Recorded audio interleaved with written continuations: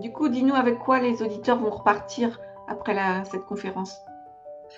Alors, avec déjà la compréhension, j'espère, d'un outil que j'ai découvert quand même récemment et qui pour moi est vraiment très peu connu, j'ai envie de dire trop peu connu en tout cas, qui donc s'appelle la communication profonde accompagnée, la CPA, que moi j'appelle aussi le langage du cœur. Quoi, ces trois cerveaux, il faut imaginer en fait que notre cerveau, notre cortex actuel, au fil du temps, c'est en fait développé en trois couches successives. Alors la première qu'on voit en turquoise, c'est le cerveau reptilien en fait. Donc le cerveau qu'on garde et qui est en lien avec nos instincts primitifs, nos instincts primaires que les animaux quelque part ont aussi.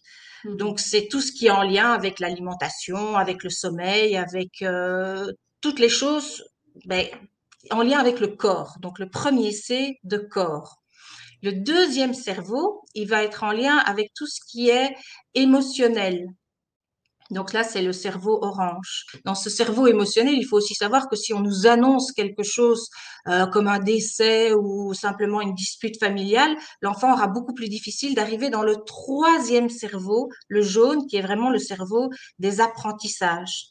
Et Mhm. donc, pourquoi moi j'aime bien parler de 3 C? Parce qu'il y a le premier en turquoise qui est le C de corps, puis le C de cœur en orange et alors le C de cortex ou de cerveau en jaune.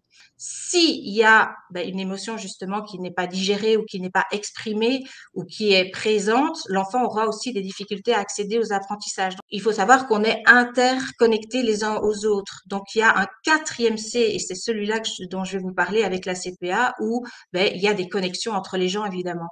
Le fait qu'on ressente énormément de choses, c'est beaucoup plus intuitif mais c'est bien présent.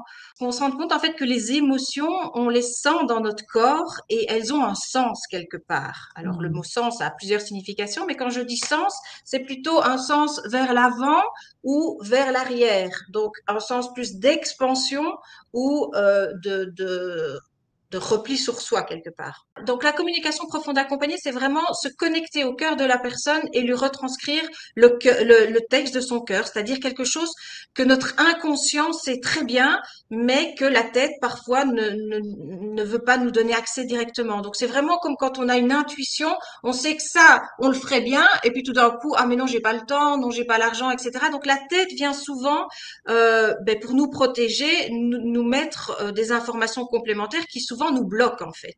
Et Ouais. donc la communication profonde accompagnée, comme on passe plus directement par la tête, on arrive à avoir un message de la personne dans son intégrité et dans tout ce qu'elle sait de plus profond en elle en fait. Ça va être important justement de verbaliser ce qu'on ressent à l'intérieur de nous. Et une des manières de le faire, c'est déjà comme on vient de faire ici, de savoir que on est plus dans une ouverture ou une fermeture, mais on va aussi devoir passer par le corps. Ça, c'est très Mhm. important et c'est ça que j'ai voulu montrer avec les trois cerveaux. En fait, si on ne fait que verbaliser et partir du troisième cerveau quelque part le plus élaboré, on risque de devoir se le répéter souvent.